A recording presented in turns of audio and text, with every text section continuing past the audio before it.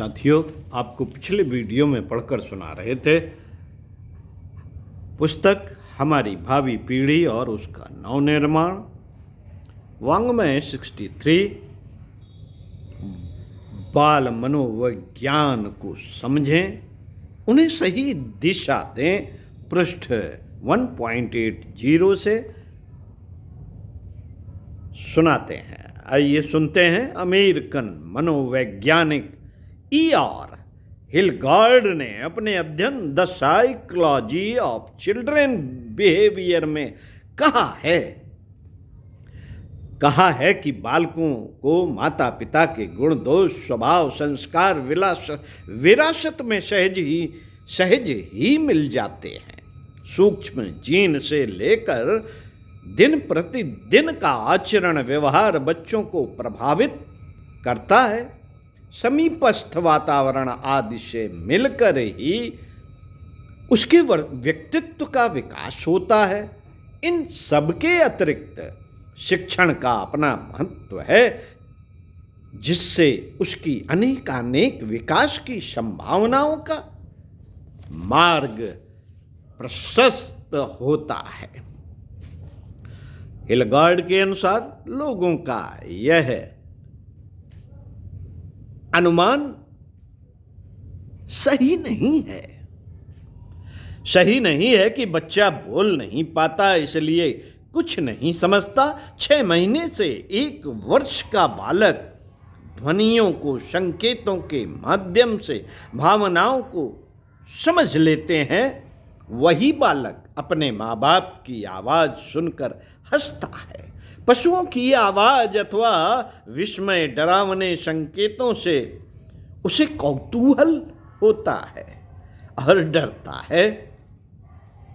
विख्यात मनोविद R.H. वुडफील्ड ने बाल मनोरंजन के क्षेत्र में गहन अध्ययन किया है। अपने अध्ययन के निष्कर्ष को theory and problem in children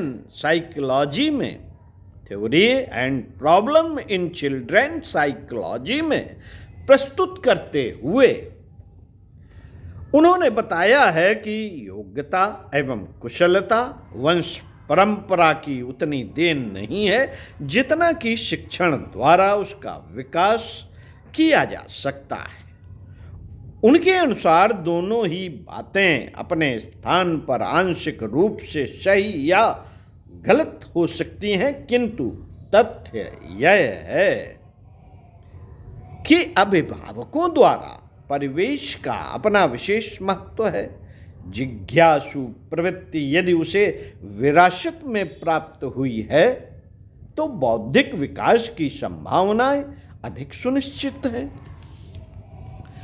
जिन बच्चों की जिज्ञासु प्रवृत्ति मंद है अथवा है ही नहीं, उन्हें कोई वस्तु, दृश्य आकर्षित नहीं करते, वे सामान्य बुद्धि या मंद बुद्धि के रह जाते हैं, जिनके मन में नित नए प्रश्न उभरते हैं। वे विशद ज्ञान के भंडार संचय कर लेते हैं। माता पिता को चाहिए, साथियों, माता पिता को चाहिए कि ऐसे बच्चे की प्रश्नोत्तरी दमित करने का प्रयास न करें, उसे संतुष्ट करने का प्रयत्न करें। इससे उसके मन की परतें खुलेंगी, ज्ञान विकसित होगा। आयु के विकास के साथ बालकों की जिज्ञासा की परिधि की सीमा भी बढ़ती जाती है। घर परिवार की वस्तुएं, संपर्क में आने वाले व्यक्ति, आवश्यक उपकरण सभी परिचित, जाने माने से लगने लगते हैं। अतः कुछ समय पश्चात उनमें कुछ नवीनता न दिखाई देने से अब वह बाह्य वातावरण को झांकने का प्रयास करता है। ऐसे में अभिभावकों को चाहिए कि टोका टोकी मत करो,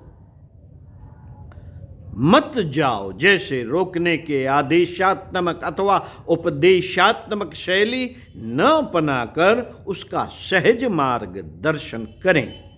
यह उसके हित में एवं विकास में सहायक होगा। मित्रों, रोकने टोकने से उसमें विद्रोही भावनाएं जागृत होती हैं, उनकी प्रवृत्ति जिद करने की बन जाती है, जो आगे चलकर विद्रोह विग्रह का रूप धारण कर लेती है। बच्चों की ज्ञान पिपासा जिज्ञासु वृत्ति की तुष्ट करने का यही अवसर होता है। उनका विकास क्रम अवरुद्ध नहीं होने पाता। इस प्रकार के बाल मनोविज्ञान की जानकारियां आमतौर से माता पिता को नहीं होती। वे तो हर समय बालक को रोकते रहते हैं, जिससे वे उद्दंड, जिद्दी, हठी, उपद्रवी हो जाते हैं। मित्रों, बालकों के विकास का एक मनोवैज्ञानिक तरीका यह है कि उनको रुचिकर कार्यों के प्रति प्रेरित किया जाए। बच्चों द्वारा किए गए कार्यों में गलती निकाल कर उनको सही ढंग से करने का तरीका इस तरह बताया जाए कि उनको मनोरंजन, कौतूहल जैसा कुछ न कुछ जान पड़े। बच्चे असफलता से निराश न होकर दूने उत्साह से उस काम को करें, ऐसा प्रयास हर अभिभावक को करना चाहिए। उनकी सफलता पर हर्ष व्यक्त किया जाना चाहिए। साहसी प्रयासों पर उनकी प्रशंसा की जानी चाहिए। प्रलोभन देकर किसी काम में संलग्न कराने की अपेक्षा उस कार्य की उपयोगिता बताई जाए। उसके दूरगामी परिणाम होंगे, अन्यथा लोभवश तो उसको काम में रुचि रहेगी, किंतु प्रलोभन के बिना टाल मटोल करने की उसकी प्रवृत्ति बन जाएगी, जो उसके भविष्य निर्माण के लिए हितकर न होगी। मित्रों, उक्त मनोवैज्ञानिक तथ्यों को ध्यान में रखकर प्रत्येक अभिभावक अपने बच्चों के अंतराल में निहित विकास एवं प्रतिभा के बीजों को न केवल अंकुरित कर सकता है, वरन उनका संवर्धन भी कर सकता है। इन्हें न समझ पाने के कारण अनेक बच्चे कुंठा का शिकार हो जाते हैं। अनेक प्रतिभा के खजाने यूं ही दबे छिपे पड़े रह जाते हैं।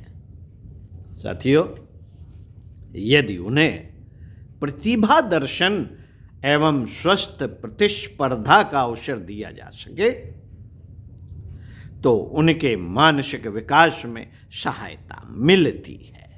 उनके अंदर कुछ करने और कुछ बनने की तीव्र उत्कंठा उभरती है। प्रतिभा प्रदर्शन के अनेक कार्यों को प्रोत्साहन मिलता है।